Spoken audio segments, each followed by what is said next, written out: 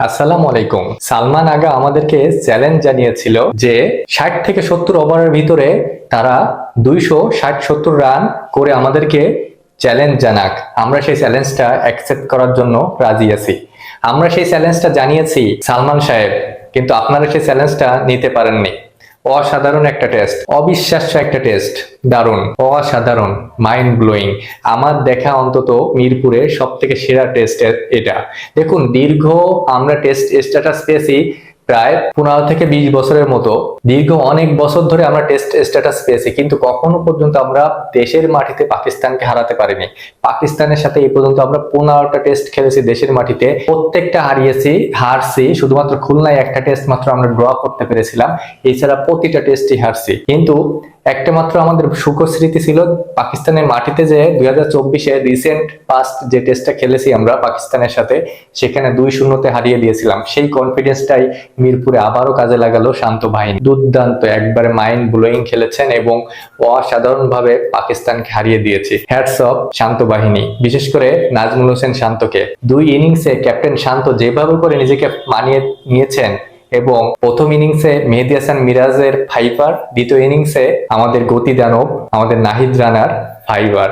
আমরা এখন বুক ফুলিয়ে বলতে পারি যে আমাদের একজন গতি দানব আছে। পাকিস্তানিরা একসময় বলতে পারতো শোয়েব আক্তারকে যে গতি দানব, বিশ্বের সব থেকে ভয়ঙ্করতম বোলার। আমরা এখন বলতে পারি যে আমাদের একজন নাহিদ রানা রয়েছে, তার গতি বাউন্সে তস নস হয়ে গিয়েছে পাকিস্তানি ব্যাটিং লাইন আপ। অনেক সময় হয় না যে আমরা কোন একটা কাজে গেছি, বাংলাদেশ দল ব্যাট করতেছে 2-3 উইকেট, এসে দেখি যে অল আউট হয়ে গেছে আধা ঘন্টার ভিতরে। আজকে ঠিক তেমনই উল্টো করেছে আমাদের বাংলাদেশ দল, পাকিস্তান হয়েছে এমন অল আউট। আজকে যে ম্যাচটা কোনোভাবেই হারার কথা না, পাকিস্তানের ম্যাচটা ড্র হওয়ার কথা, সেখানে পাকিস্তান হেরে গেল। এবং আমি বলবো যে এটা বিশাল ব্যবধানে জয়, এবং এটা অনেক কনভিন্সলি জয়টা এসেছে আমাদের।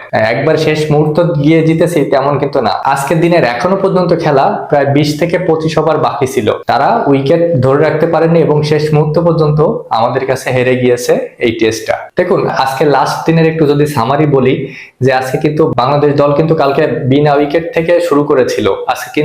আজকেও কিন্তু আমাদের ওপেনাররা ভালো খেলতে পারেনি। আজকেও কিন্তু হাল ধরেছিল ক্যাপ্টেন নাজমুল হোসেন শান্ত এবং মমিনুল হক। তারা কিন্তু দুর্দান্ত পার্টনারশিপ করেছে। মমিনুল হক এই ইনিংসেও 50 হাঁকালো, গত 90+ রান করেছে। এই ম্যাচেও 56 রানের দারুণ একটা ইনিংস খেলেছে ওইখানে, যেটা খুবই কার্যকারী হয়েছে। এবং নাজমুল হোসেন শান্তর কথা কি বলবো, মাইন্ড ব্লোয়িং খেলেছেন। তবে তিনি 100 পাননি দ্বিতীয় ইনিংসে, সেটা একটু কষ্টকর। তিনি এলপিডব্লিউর ফাঁদে পড়েছিলেন, অবশ্য তিনি রিভিউ নিয়েও কিন্তু পাননি নোমান আলীর হাত থেকে। তো 87 রানের দুর্দান্ত ইনিংস খেলেছেন নাজমুল হোসেন শান্ত ক্যাপ্টেন। গত ম্যাচে 100, এই ম্যাচে 87। তবে 100 করলে একটা অনেক বড় একটা রেকর্ড হয়ে যেত শান্তর নামের পাশে, তো হয়নি। তারপরও আমি শান্তকে হ্যাটস অফ। এবং পরের দিক থেকে আমাদের আর কেউই তেমন দাঁড়াতে পারেনি। মুশফিকুর রহিম 22 স্কোরের, লিটন 11 এবং শেষে মেহেদির 24।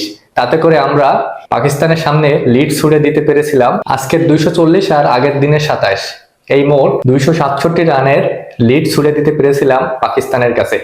এই রানই যে মিরপুরের পঞ্চম দিনে এনাফ, সেটা কিন্তু বোলাররা হারে হারে টের পাইয়েছে। তাদের ওপেনার প্রথমে ইমামুল হককে তাসকিন আহমেদ আউট করে দেয়, তাদের ওপেনার ইমামুল হককে। এবং তার পরবর্তীতে তাদের আরেক ওপেনার আজান এবং আব্দুল্লাহ ফজল ভালো এগিয়ে যাচ্ছিল, তাদের পার্টনারশিপটা 50 রানেরও হয়ে গিয়েছিল। যখন 50+ রান হয় তখন আজান আউট হয়ে যায়, এবং তার পরবর্তীতে আবারও সান মাসুদকে যখন আউট করে দিল, পরপর 2 উইকেট নিয়ে বাংলাদেশ তখন খুবই আপার গ্রেডে। কিন্তু তার পরবর্তীতেই আবারও পার্টনারশিপ করে আব্দুল্লাহ ফজল এবং সালমান আগা। এই জুটি কিন্তু অনেক ভয়ঙ্কর ভাবে এগিয়ে যাচ্ছিল, এবং সবার মনে সংশয় জাগাচ্ছিল যে বাংলাদেশ কি বাইসেন্সলি টেস্টটা হেরে যাবে, নাকি শেষ পর্যন্ত গিয়ে ড্র হবে। এমনই চিন্তা ভাবনা ছিল ওই সময়। কিন্তু কিসের কি, নাহিদ রানা এসে সব ভেঙে চুরে গুরমার করে দিয়েছে। পরপর 2 উইকেট নিয়ে ওইখানে নাহিদ রানা পুরো কুপকাত করে দিয়েছে। আব্দুল্লাহ ফজলকে তাইজুল ইসলামের এলপিডব্লিউ এবং সালমান আগাকে তাসকিন আহমেদ ওইখানে ক্যাচে রূপান্তরিত করার পর তাদের হাতে মাত্র শিক্ষিত ব্যাটসম্যান 2জন ছিল, সেটা হচ্ছে শাওক শাকিল এবং মোহাম্মদ রেজওয়ান। পরপর 2 উইকেট নিয়ে নাহিদ রানা পুরো ভেঙে চুরে দিয়েছেন। এবং বিশেষ করে মোহাম্মদ রেজওয়ানের উইকেটটা কি বলবো ভাই, মাইন্ড ব্লোয়িং, অফসাইডের বাইরে পিস করে যেভাবে স্ট্যাম্প উড়িয়ে দিল এবং শন টেইটও হাঁ করে তাকিয়েছিল। Outstanding outstanding. তো সবকিছু মিলে 104 রানের যে কনভিন্সলি জয় আমরা পেয়েছি, সেটার কৃতিত্ব বাংলাদেশ টিমের, সেটার কৃতিত্ব বাংলাদেশ কোচের এবং সেটার কৃতিত্ব অবশ্যই পুরো দর্শকদের। সবাই মিলে সাপোর্ট করেছে এবং কনফিডেন্স ছিল যে বাংলাদেশের যে আমরা জিতবো, আমরা জিততে পারি এবং পাকিস্তানকে আমরা হারাতে পারি। এই পাকিস্তানকে আমরা হারিয়ে টেস্ট চ্যাম্পিয়নশিপে আমরা এখন পাকিস্তানের উপরে চলে গেলাম। কেমন লাগলো ভিডিওটি অবশ্যই জানাবেন, ভালো লাগলে পাশে থাকবেন। ধন্যবাদ।